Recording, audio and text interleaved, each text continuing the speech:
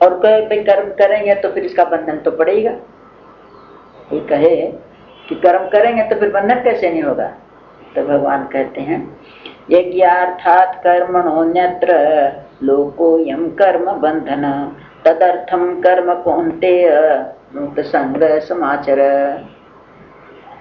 जो कर्म यज्ञ मान के किया जाएगा, यज्ञ के निमित्त किया जाएगा, वो कर्म मानने वाले नहीं होंगे। और दूसरे कर्म जो आसक्ति पूर्वक फल के लिए कर्ता भाव से किए जाएंगे, वो मनुष्य वो कर्म मनुष्य को बांधते हैं। जो यज्ञ के निमित्त करता है वो नहीं बांधते। तो इन इंद्रियों द्वारा भी जो कर्म होता है वो यज्ञ होता है। आंख को भगवत दर्शन है लोगों, आंख अगर दूसरे की बुराई देखेगा, दूसरे का दुर्गुण देखेगा तो फंसेगा। और वही आंख अगर किस परमात्मा को देगा और हर प्राणी में परमात्मा की भावना करेगा देख करके, तो यज्ञ हो गया।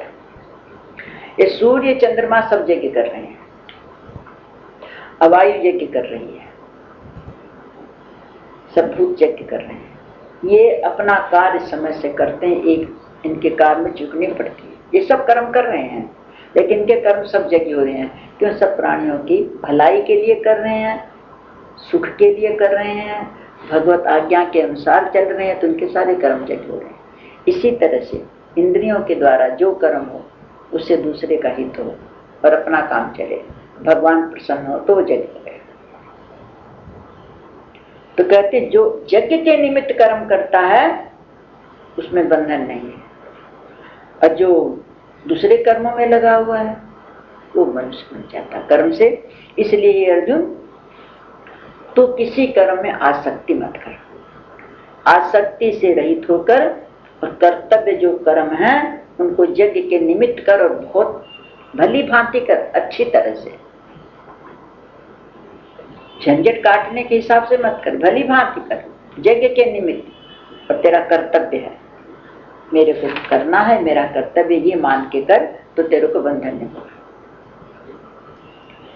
क्योंकि जब सृष्टि की रचना की थी तो प्रजापति ने यही कहा था कि तुम लोग देवताओं की उन्नति करो और देवता तुम लोगों की उन्नति करेंगे। सह यज्ञा प्रजा सृष्ट्वा पुरोवाच प्रजापति अनेन प्रसविष्यध्वम् एषोऽस्तिष्ठ कामधुक्। कहते हैं कि कर्म न करने से तेरे को पाप लगेगा, कर्म छोड़ के तेरे को पाप लगेगा। प्रजापति ब्रह्मा ने कल्प के आदि में जब प्रजा की रचना करी थी तो साथ में यज्ञ की रचना करी थी। प्रजा को यज्ञ सहित रचा था और उनसे कहा कि इस यज्ञ के द्वारा तुम लोग वृद्धि को प्राप्त हो, और यह यज्ञ तुम लोगों को इच्छित भोगों को प्रदान करने वाला होगा। जो तुम्हारी इच्छा है ये यज्ञ तुमको भोग देगा। देवान भावयतानेन ते देवा भावयन्तु वः परस्परम भावयन्तः श्रेय परमवाप्स्यथ। क्योंकि तुम लोग यज्ञ करोगे तो इस यज्ञ के द्वारा देवताओं की उन्नति होगी, तो तुम लोग यज्ञ करके देवताओं की उन्नति करो और देवता लोग तुम लोगों की उन्नति करें। इस प्रकार स्वार्थ मत रखो, निस्वार्थ भाव से और एक दूसरे को उन्नत करो। एक दूसरे को उन्नति करते हुए तुम लोग परम कल्याण को प्राप्त होगे, कोई बंधन नहीं होगा।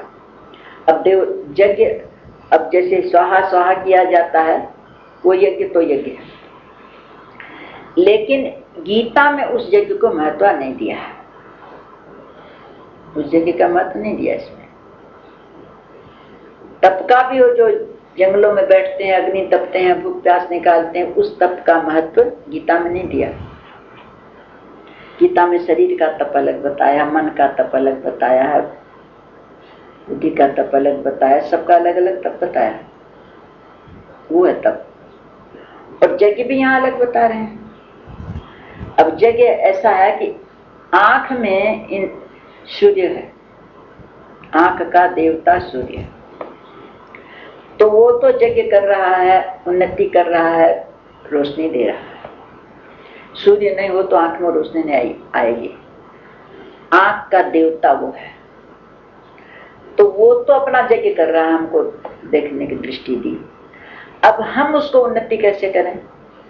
हम उन्नति यही करें कि इन आंखों से हम ऐसी चीज, ऐसी वस्तु, ऐसे दृश्य ऐसे न देखें कि उस देवता को कष्ट हो। इस आंखों के द्वारा हम किसी की भलाई देखे, कोई शास्त्र देखे, कोई संत दर्शन किया और भगवान को धन्यवाद दिया, तो उसमें वो देवता प्रसन्न हुआ, उसकी उन्नति हुई और रोशनी बढ़िया आती है।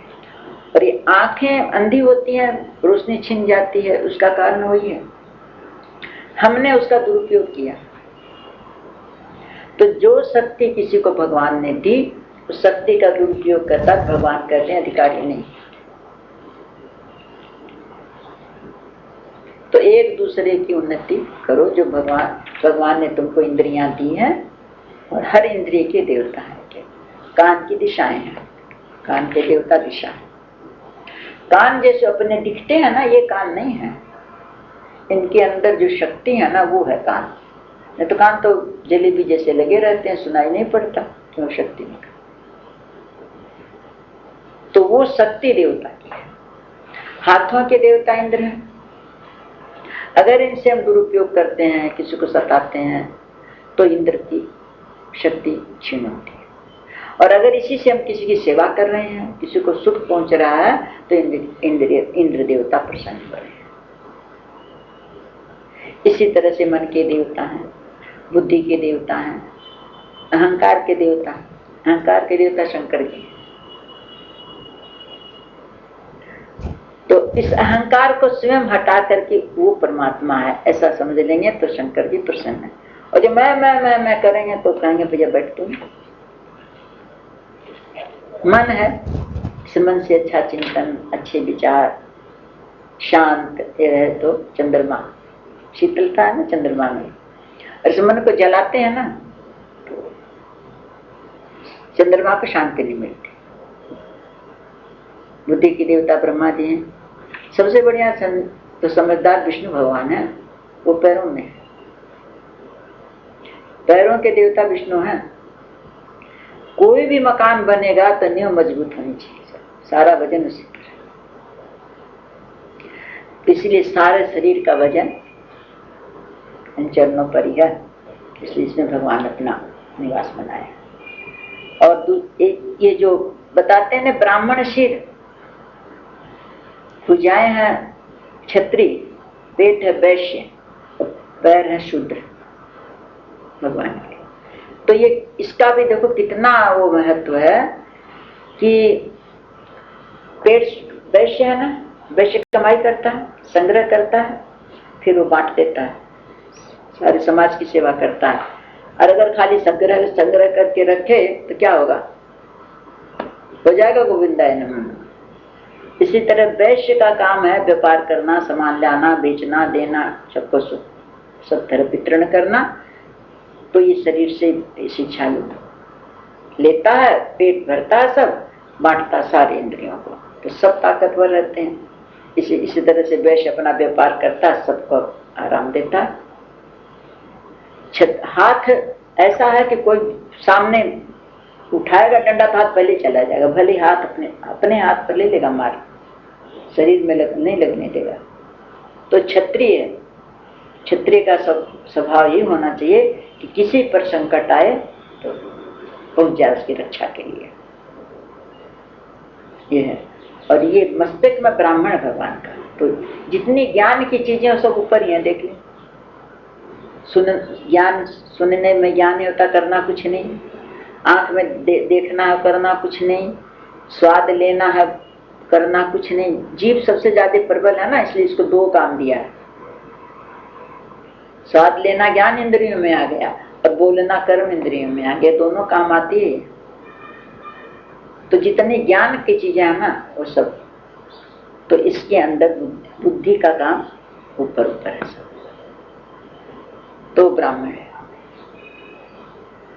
पैरों में शूद्र है। एक समय अगर जो ब्राह्मण न मिले रहे 2-4 दिन तो भी काम नहीं रुकेगा, क्षत्रिय न रहे तब भी काम नहीं रुकेगा, वैश्य भी अपना काम ठप कर दे 5-7 दिन तो कोई फर्क नहीं पड़ने वाला, लेकिन शूद्र अगर 2 दिन काम बंद कर दें तो सारा शहर तहस नहस हो जाएगा, तहस नहस हो जाएगा। तो सबसे ज्यादा भार समाज का शूद्र पर है। तो कहते हैं कि इनसे सारा सबका काम इन्हीं से चलता है। मिल के मालिक हैं तो कहते हैं हम मालिक हैं, लेकिन अगर मजदूर न रहे तो मिल के मालिक क्या कर लेगा? कुछ नहीं कर सकता, धरी रहेगी मिल। इसलिए मिल का मालिक वो मजदूर है, उसको कभी छोटा नहीं समझे। अगर उसको छोटा समझेंगे हम, तिरस्कार करेंगे तो हमारा काम ठीक नहीं होगा। उसको महत्व दो। भगवान ने ये व्यवस्था जो बनाई है ना, ये बिल्कुल ठीक व्यवस्था बनाई है। उसमें भी मेरे परमात्मा निवास करता है, इस रूप में भगवान आकर के मेरा काम कर रहे हैं, ये भाव होना चाहिए। तो फिर उसका कभी तिरस्कार नहीं करेगा, आदर बुद्धि होगी। और अगर आदर बुद्धि उनके साथ है तो प्रेम से काम करें, उनका दुख सुख देखना और ये मन में रखना कि इनसे मेरा काम चल रहा है, तो हम आभारी रहेंगे उसके, हमें अभिमान नहीं करेंगे उसके सामने। तो कहते एक दूसरे को उन्नत करो, और तुम उनकी उन्नति करो तो तुम्हारी उन्नति करेंगे। ये भगवान ने यज्ञ से बताया।